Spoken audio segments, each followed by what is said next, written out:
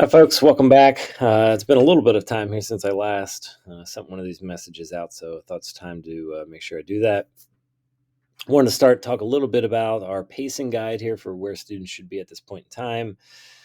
Right now, students should be hopefully on Module 7, wrapping that up here as the weekend approaches. And then we've got two more modules left as the school year comes to an end. And for whatever reason, May is always hectic, extremely hectic. We have keystone testing. We have a lot of different trips, just a lot of things that kind of come up in that time frame. So if students can kind of get ahead of the game here a little bit, I think that would help them out tremendously. Uh, the very last day that I'll take work is at the end of May here.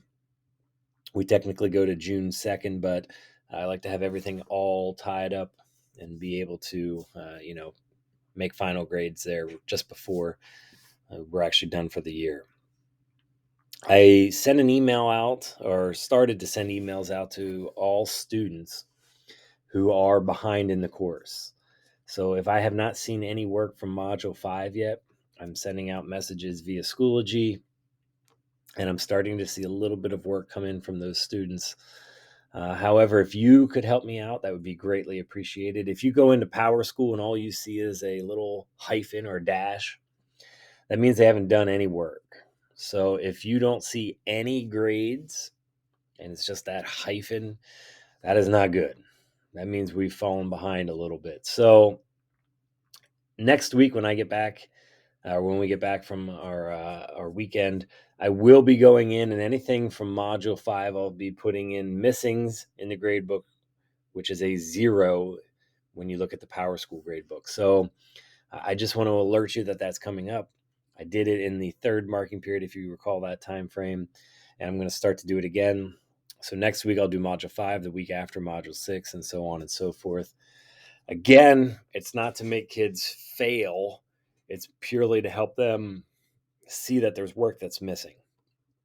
And I hope by now they understand that there's work to be completed, because I've contacted and reached out quite a bit.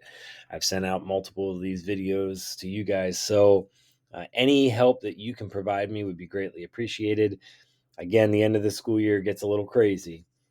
So any help you can assist with me would be much appreciated. I'm going to get into the course here just a little bit. I'm going to talk about Module 7. I don't think I really talked about that quite yet. This is where we talk a lot of situational driving, things that you're going to encounter as you're going down the roadways. So talk about what right-of-way rules are. So especially at things like stop signs, traffic signals, things of that nature.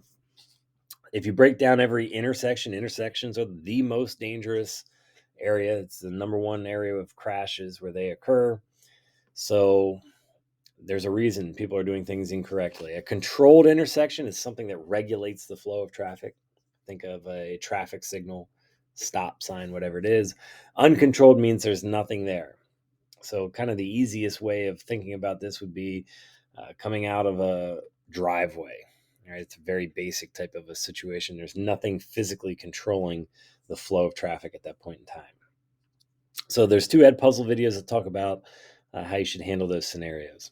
Then we get into some specific situations. If there's a bicyclist on the road, all right, what are some things we should do to keep us and that bicyclist safe? I'm always amazed by the number of crashes you hear about with bicyclists getting hit. And it is a two-way street where it could be the bicyclist's fault or the driver of a vehicle. But if we're doing a good job, it shouldn't even come into play. Right. And the biggest thing with a bicycle is going around them, leaving at least 4 feet. Pennsylvania says 4 feet. And the other thing is making sure there's no oncoming traffic as we're doing that 4 feet going around. So big things there. Pedestrians. Again, you hear about people being hit in crosswalks and things like that. Understanding where pedestrians are going to be and when they might be crossing the road, things like that's really important. School buses, sad to say, but you hear about these crashes too, where whether it's hitting the school bus or hitting students getting on or off the school bus, it happens on a somewhat frequent basis. All right.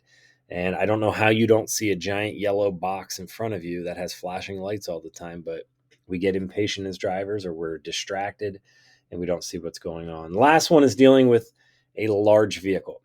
And for a new driver, and even for some of us as experienced drivers, when we experience large vehicles around us, we tend to get a little bit nervous, especially when you get boxed in, when you have two large trucks going past you or whatever it might be. So this talks about some ways that you can handle those situations as safely as possible. This one here is an interesting one. We put this in there just because I think a lot of times people don't really know how to handle the situation. But if you are getting pulled over by a police officer, what you should actually do. All right. And it goes over some of the steps that you should do there. At the end, there is an assessment. It's a 10-question assessment. Students have to get 8 correct. So that's module 7. Since we're kind of in between modules here, I'll also go into module 8. Module 8 talks a little bit more about some situations you may encounter driving at night, driving in poor weather, driving in different scenarios, city driving versus rural driving, driving on expressways.